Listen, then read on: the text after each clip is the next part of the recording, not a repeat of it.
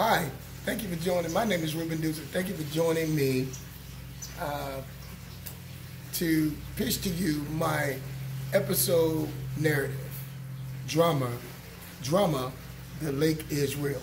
My log line is the winning will to conquer negativity together to experience a defining moment of reality, right? Remember that. All right. It starts off. My character's name is Brendan Paul. Brendan Paul is from Big Lake. Big Lake is basically a segregated town. They have an east and a west side. Paul lived with his dad. His dad is the chief of police over on the west side, and Brenda lived with her mom, her mother and father on the west side, and they're successful. They own furniture stores. All right,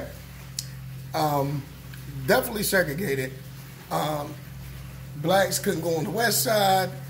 Whites didn't go on the east side. It was definitely, they stayed away from each other, but they did meet in this one place they call Midpoint Lake. All right, Midpoint Lake is a place where all of the high school kids from east side meet together. All right. And when they meet together, they meet at this place called Mario's, right? Where they all hang out at, they all talk and kick it. Mario actually is an Italian gentleman that allowed the kids to come there and have a good time. These kids got away from their racial parents. They got away from that. This is the next generation movement for that town, as you can see. But a lot of people wasn't with that, okay? So as they were sitting there, Paul and Brenda hadn't met yet. So as they were sitting there hanging out at Mario's, okay, there was a call came. The police came up, said they got a call that there was a gun. They was fighting, and there was a gun involved. Nobody wasn't fighting. No gun wasn't involved. The police bust in the side of Mario's, drew guns on all of the African Americans that was there. All right, no white. All of the African Americans had guns pointed at them. Now, no one said nothing. No other white person said anything but Paul.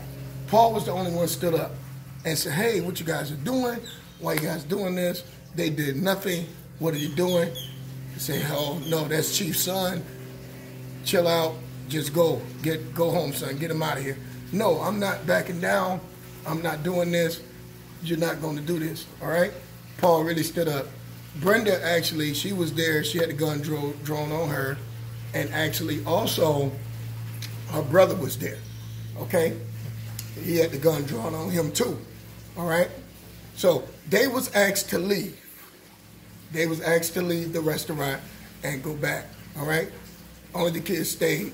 So as they left out of the restaurant, Paul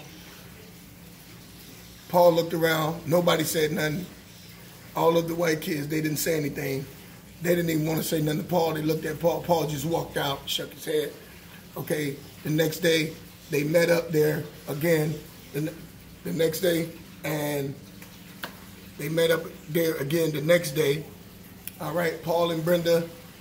Brenda walked up to Paul. He was sitting with his friends, and she said, "Thank you for taking up for us." Paul said, "No problem. Come in, let me talk to you." And he pulled her to the side, and he said, "Hey, Brenda told him one day, I'm going to clean up this place, right?" He said, "Yeah, and I'm feeling the same way." And that's the end of that episode. Now, the next episode is going to be based on Brenda coming back to Big Lake, and she running from there. Thank you so very much.